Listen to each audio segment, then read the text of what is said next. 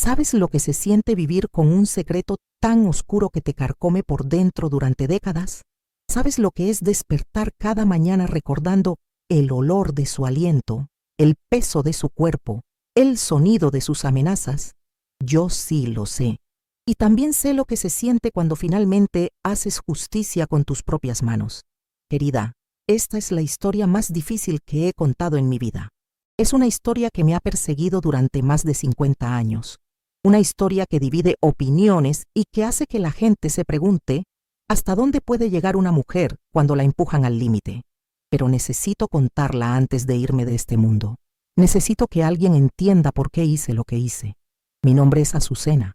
Tengo 72 años y durante la mayor parte de mi vida he cargado con el peso de haber sido víctima y también de haber sido verdugo. Todo comenzó cuando tenía 8 años. Mi padre había muerto en un accidente de trabajo cuando yo tenía 5 y mi madre, Esperanza, se quedó sola conmigo. Éramos pobres. Vivíamos en una casita humilde en las afueras del pueblo y mi madre trabajaba lavando ropa ajena para mantenernos. Cuando cumplí 8 años, mi madre conoció a Teodoro. Era un hombre de 45 años, viudo, que trabajaba como supervisor en una fábrica textil. Para mi madre, Teodoro representaba la salvación. Un hombre con trabajo estable, una casa propia, la promesa de una vida mejor para las dos. Recuerdo el día que me lo presentó. Era un hombre alto, corpulento, con manos grandes y una sonrisa que no llegaba a sus ojos. Azucena, me dijo mi madre, este señor va a ser tu nuevo papá. Vas a ser muy feliz con él. Yo era una niña. No entendía nada de la vida. Solo sabía que mi madre parecía contenta por primera vez en mucho tiempo, y eso me hacía feliz a mí también. Se casaron 3 meses después, en una ceremonia pequeña en la iglesia del pueblo. Yo llevaba un vestido blanco que Teodoro me había comprado, y todos decían que parecía una familia perfecta. Mi madre radiante, su nuevo esposo respetable, y yo, la niña que por fin tendría un padre. Nos mudamos a la casa de Teodoro esa misma semana.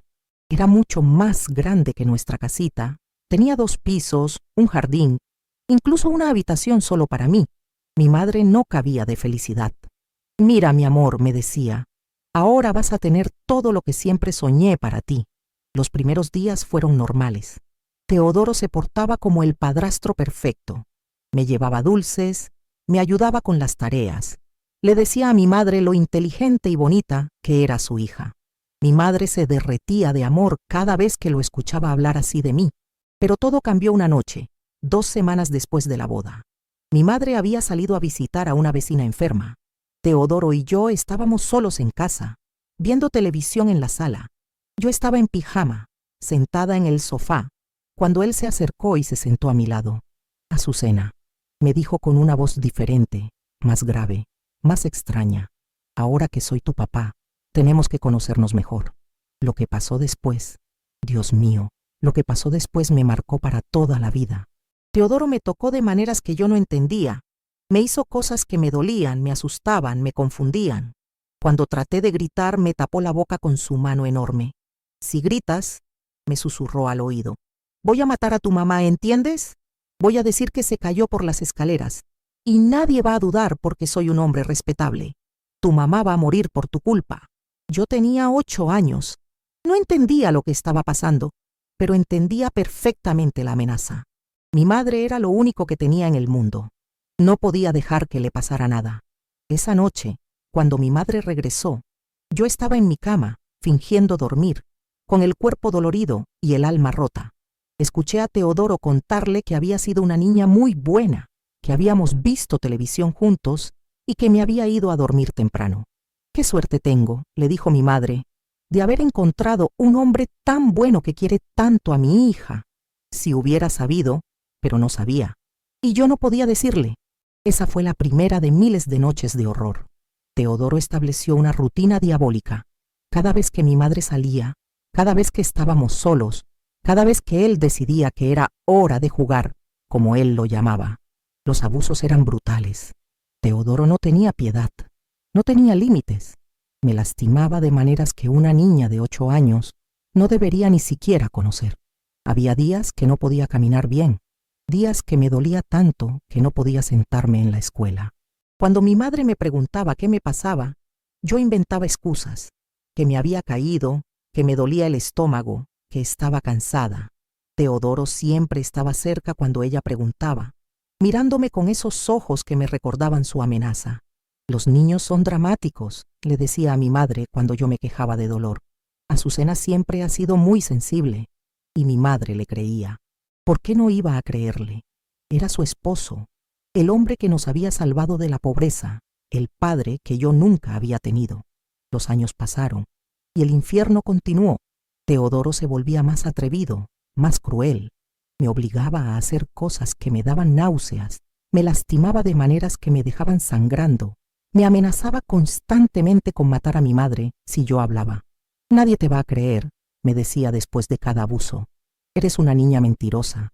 Tu madre me va a creer a mí, no a ti. Y si insistes en mentir, voy a tener que castigar a tu mamá por no educarte bien. Cuando cumplí 12 años, los abusos se intensificaron. Teodoro ya no se conformaba con tocarme. Empezó a violarme regularmente, brutalmente, sin importarle mis gritos ahogados, mis súplicas, mis lágrimas. Había noches que perdía el conocimiento del dolor. Había mañanas que no podía levantarme de la cama. Mi madre pensaba que tenía problemas de salud. Me llevó a varios doctores, pero nunca se le ocurrió la verdad. La niña está muy delgada, decía el doctor. Tal vez necesita vitaminas. Está muy nerviosa, decía otro. Tal vez necesita más disciplina. Ninguno vio las señales. O tal vez no quisieron verlas. En la escuela, mis calificaciones empezaron a bajar. No podía concentrarme, no podía dormir, no podía comer. Las maestras pensaban que era rebeldía adolescente. Mis compañeras pensaban que era rara, antisocial. Solo había una persona que parecía entender que algo estaba mal. Mi prima Violeta, que era 4 años menor que yo. Violeta venía a visitarnos seguido porque su madre, mi tía Remedios, era muy amiga de mi mamá. Un día, cuando yo tenía 14 años y Violeta 10, la encontré llorando en el baño de nuestra casa después de una visita familiar. ¿Qué te pasa, prima?, le pregunté. Ella me miró con ojos llenos de terror y me susurró: tío Teodoro me tocó. Se me heló la sangre. ¿Qué? Me llevó al sótano y me tocó como no debía. Me dijo que era nuestro secreto, que si le decía a alguien iba a lastimar a mi mamá. En ese momento supe que no estaba sola, que Teodoro no solo me había destruido a mí, sino que estaba empezando a destruir a Violeta también. Esa noche, por primera vez en 6 años, no me sentí completamente indefensa. Tenía una aliada, alguien que entendía mi dolor porque lo estaba viviendo también. Violeta y yo empezamos a hablar en secreto. Ella me contaba cada vez que Teodoro la molestaba, y yo le contaba mi historia completa. Al principio, ella no podía creer que hubiera durado tanto tiempo. ¿Por qué no le dijiste a tía Esperanza?, me preguntó. Porque la va a matar, le respondí, y porque no me va a creer. Violeta entendió. Ella tampoco le había dicho nada a su madre por las mismas razones. Durante los siguientes 2 años, Teodoro abusó de las dos. A mí con más frecuencia porque vivía en la casa. A ella cada vez que venía de visita. Éramos sus juguetes, sus víctimas silenciosas, sus secretos mejor guardados. Pero algo cambió cuando cumplí 16 años. Ya no era la niña asustada de 8 años. Era una adolescente que había crecido en el infierno, que había aprendido a odiar, que había desarrollado una fuerza interior que ni yo sabía que tenía. Una noche, después de un abuso particularmente brutal, mientras Teodoro dormía satisfecho a mi lado, tomé una decisión. Iba a matarlo. No sabía cómo, no sabía cuándo, pero sabía que lo iban a hacer. Por mí, por Violeta, por todas las niñas que pudiera lastimar en el futuro. Le conté mi plan a Violeta la siguiente vez que vino de visita. Esperaba que se asustara, que tratara de disuadirme, pero en lugar de eso, me miró con ojos brillantes y me dijo: yo te ayudo. Empezamos a planear. Éramos 2 adolescentes traumatizadas, pero éramos inteligentes. Sabíamos que tenía que parecer un accidente, que no podíamos dejar evidencia, que teníamos que ser pacientes. Teodoro era diabético. Había desarrollado la enfermedad unos años atrás y tenía que inyectarse insulina todos los días. Guardaba las jeringas y los frascos de insulina en un cajón de la cocina siempre bajo llave, pero yo sabía dónde escondía la llave. ¿Qué pasa si alguien le inyecta demasiada insulina?, le pregunté a Violeta, que siempre había sido buena en ciencias. Se puede morir, me respondió. El azúcar en la sangre baja tanto que entra en coma y muere. Ahí estaba nuestra respuesta. Pero necesitábamos conocimiento, necesitábamos estar seguras. Decidí que cuando terminara la preparatoria iba a estudiar enfermería. No solo para aprender a matar a Teodoro, sino para tener una carrera, una vida independiente, una manera de escapar de esa casa de horror. Los siguientes 2 años fueron los más difíciles de mi vida. Teodoro siguió abusando de mí casi todas las noches. Siguió lastimando a Violeta cada vez que podía. Siguió amenazándonos con matar a nuestras madres si hablábamos. Pero yo tenía un propósito ahora. Cada golpe, cada violación, cada humillación me acercaba más a mi venganza. Cada noche de dolor era una noche menos que tenía que soportar antes de liberarme para siempre. Cuando cumplí 18 años, me inscribí en la escuela de enfermería del pueblo vecino. Mi madre estaba orgullosa de que quisiera estudiar una carrera tan noble. Teodoro fingía estar orgulloso también, pero yo veía la preocupación en sus ojos. Sabía que una azucena educada era una azucena peligrosa. En la escuela de enfermería aprendí todo lo que necesitaba saber sobre la insulina, sobre las dosis, sobre los efectos de una sobredosis. Aprendí que una persona diabética podía morir accidentalmente si se inyectaba demasiada insulina, especialmente si había bebido alcohol o no había comido lo suficiente. También aprendí sobre las autopsias, sobre qué buscaban los médicos forenses, sobre cómo distinguir entre un accidente y un homicidio. Necesitaba que la muerte de Teodoro fuera perfecta, incuestionable. Durante mis estudios, conocí a un médico joven llamado Dr. Patricio Mendoza. Era el médico que supervisaba nuestras prácticas en el hospital. Un hombre inteligente, amable, que parecía genuinamente interesado en ayudar a la gente. Dr. Mendoza notó algo en mí que otros no veían. Una tristeza profunda, una madurez extraña para mi edad, una determinación férrea que no era normal en una estudiante de enfermería de 19 años.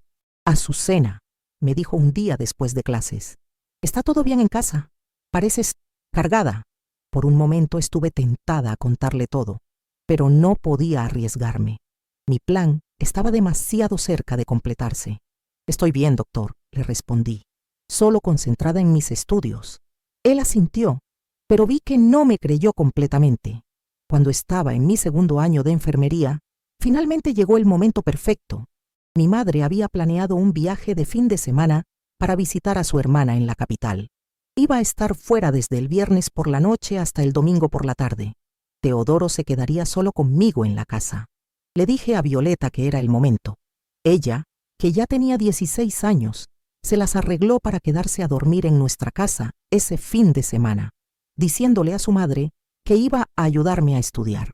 El viernes por la noche, después de que mi madre se fuera, Teodoro hizo lo que siempre hacía cuando estábamos solos. Me violó brutalmente en mi propia cama, mientras Violeta fingía dormir en el cuarto de huéspedes. Pero esa fue la última vez. El sábado por la noche preparé una cena especial. Le dije a Teodoro que quería agradecerle por todo lo que había hecho por mi madre y por mí, que había estado reflexionando sobre lo afortunada que era de tenerlo como padrastro. Él se creyó cada palabra. Su ego era tan grande que no podía imaginar que yo fuera capaz de odiarlo, mucho menos de planear su muerte. Preparé su plato favorito, carne asada con papas y verduras. También abrí una botella de vino que había estado guardando para una ocasión especial. Durante la cena, Teodoro bebió más de lo normal. Yo seguí llenándole la copa, animándolo a celebrar, a relajarse. Violeta estaba sentada con nosotros, silenciosa, pero alerta, esperando la señal. Después de la cena, Teodoro se sintió mareado. Creo que bebí demasiado, dijo, riéndose. Ve a acostarte, papá, le dije con la voz más dulce que pude fingir. Yo lavo los platos. Él subió a su habitación, tambaleándose un poco. Esperé 1 hora hasta estar segura de que estaba profundamente dormido. Entonces bajé a la cocina, saqué la llave del escondite de Teodoro, abrí el cajón donde guardaba su insulina y llené una jeringa con una dosis que sabía que sería mortal. Subí a su habitación. Estaba roncando, completamente inconsciente por el alcohol. Me acerqué a su cama, encontré una vena en su brazo y le inyecté toda la insulina. Él ni siquiera se despertó. Bajé, lavé la jeringa, la volví a guardar en su lugar, cerré el cajón con llave, escondí la llave donde siempre estaba. Luego me fui a mi cuarto, donde Violeta me estaba esperando. ¿Ya?, me preguntó. Ya, le respondí. Nos quedamos despiertas toda la noche esperando. A las 5 de la mañana, escuchamos un ruido extraño desde la habitación de Teodoro. Sonaba como si estuviera teniendo convulsiones. Esperamos una hora más, y luego descubrí su cuerpo. ¡Violeta!, grité fingiendo pánico. «Algo le pasa a papá». Llamamos a la ambulancia, pero ya era demasiado tarde. Teodoro había muerto durante la madrugada, aparentemente de un coma diabético causado por una sobredosis accidental de insulina. El médico que llegó con la ambulancia era el doctor Mendoza. Me miró con ojos extraños mientras examinaba el cuerpo de Teodoro. «¿Había bebido anoche?», me preguntó. «Sí», le respondí, llorando lágrimas falsas. «Cenamos juntos y tomó vino, tal vez demasiado». «¿Se inyectó su insulina como siempre?». «Sí, antes de acostarse. Siempre lo hacía a la misma hora». Doctor Mendoza asintió, pero vi algo en sus ojos. Una sospecha, una duda. «A veces», me dijo suavemente, «cuando los diabéticos beben alcohol, pueden confundirse con las dosis. Es más común de lo que la gente piensa». Firmó el certificado de defunción sin ordenar una autopsia. Muerte accidental por sobredosis de insulina, complicada por consumo de alcohol. Mi madre regresó del viaje para encontrarse con que había enviudado por segunda vez. Lloró durante semanas. No podía entender cómo había pasado algo tan terrible. Era tan cuidadoso con su diabetes, repetía una y otra vez. No entiendo cómo pudo confundirse con la dosis. Yo la consolaba. Fingía estar devastada por la pérdida de mi querido padrastro. En el funeral, lloré lágrimas falsas mientras por dentro celebraba mi libertad. Pero la historia no termina ahí. Unas semanas después del funeral, doctor Mendoza me pidió que fuera a su consultorio. Pensé que tal vez había descubierto algo que iba a acusarme, pero lo que me dijo me sorprendió completamente. «Azucena», me dijo, «sé que tu padrastro te lastimaba». Se me heló la sangre. «No sé de qué habla, doctor». «Sé que te lastimaba», repitió, «y sé que tú lo mataste». Por un momento pensé que todo había terminado, que iba a ir a la cárcel, que mi venganza había sido en vano. Pero entonces doctor Mendoza hizo algo inesperado. Se acercó a mí y me abrazó. «Y me alegra que lo hayas hecho», me susurró al oído. Resulta que doctor Mendoza había visto las señales desde el principio. Mi comportamiento, mis heridas que yo trataba de esconder, mi madurez extraña. Él sabía que algo terrible estaba pasando en mi casa, pero no tenía pruebas, no tenía manera de ayudarme. Cuando vio el cuerpo de Teodoro, cuando examinó la escena, supo inmediatamente que no había sido un accidente, pero también supo que yo había hecho lo que el sistema de justicia nunca habría hecho: protegerme a mí misma y a otras posibles víctimas. «No voy a decir nada», me prometió, «pero quiero que sepas que no estás sola, que hay gente que entiende por qué hiciste lo que hiciste». Esa conversación cambió mi vida. Por primera vez en años alguien me había visto realmente. Había entendido mi dolor, había validado mi decisión. Doctor Mendoza y yo empezamos a pasar más tiempo juntos. Al principio era solo apoyo profesional, pero gradualmente se convirtió en algo más. Él me ayudó a sanar. Me enseñó que no todos los hombres eran como Teodoro. Me mostró lo que era el amor real. Nos casamos 2 años después, cuando yo terminé mis estudios de enfermería. Mi madre estaba feliz de verme rehacer mi vida después de la tragedia de perder a mi padrastro. Violeta también sanó con el tiempo. Sin Teodoro en nuestras vidas pudo crecer normalmente, estudiar, tener relaciones sanas. Nunca hablamos abiertamente de lo que pasó esa noche, pero ambas sabemos que hicimos lo correcto. Patricio y yo tuvimos una vida feliz juntos. Él nunca me juzgó por lo que hice, nunca me hizo sentir como una asesina. Me ayudó a entender que a veces la justicia tiene que venir de nosotros mismos, especialmente cuando el sistema falla en proteger a los más vulnerables. Tuvimos 3 hijos. 2 niñas y un niño. Los criamos con amor, con respeto, con la promesa de que nunca tendrían que sufrir lo que yo sufrí. Les enseñé a hablar, a defenderse, a nunca guardar secretos que los lastimaran. Patricio murió hace 5 años, de cáncer. Hasta el final me dijo que no se arrepentía de haber guardado mi secreto, que había hecho lo correcto al protegerme. Ahora, a mis 72 años, vivo sola pero rodeada del amor de mis hijos y nietos. Soy una abuela respetada en el pueblo, una mujer que dedicó su vida a cuidar enfermos, a ayudar a otros. Pero hay algo más que nunca le conté a nadie, ni siquiera a Patricio. Durante todos estos años, he usado mi posición como enfermera para identificar a otros abusadores. He visto las señales en niños que llegan al hospital. He escuchado las historias que no se atreven a contar en voz alta. Y cuando he estado segura, cuando he tenido pruebas, he actuado. El maestro de escuela que tocaba a sus alumnas tuvo un accidente con sus medicamentos para la presión. El tío que abusaba de sus sobrinas murió de una reacción alérgica inesperada durante una visita médica. El vecino que golpeaba a su esposa e hijas tuvo una complicación durante una cirugía menor. He sido la justicia silenciosa para docenas de víctimas que no tenían voz, que no tenían poder, que no tenían manera de defenderse. ¿Soy una asesina en serie? Tal vez. ¿Soy una protectora de inocentes? También. ¿Me arrepiento de algo? De nada. Porque cada vida que he tomado ha salvado múltiples vidas inocentes. Cada abusador que he eliminado ha significado niños que pueden dormir tranquilos, mujeres que pueden vivir sin miedo, familias que pueden sanar. La gente del pueblo me conoce como la enfermera Azucena, la mujer que siempre está dispuesta a ayudar, que nunca dice que no cuando alguien necesita cuidados médicos.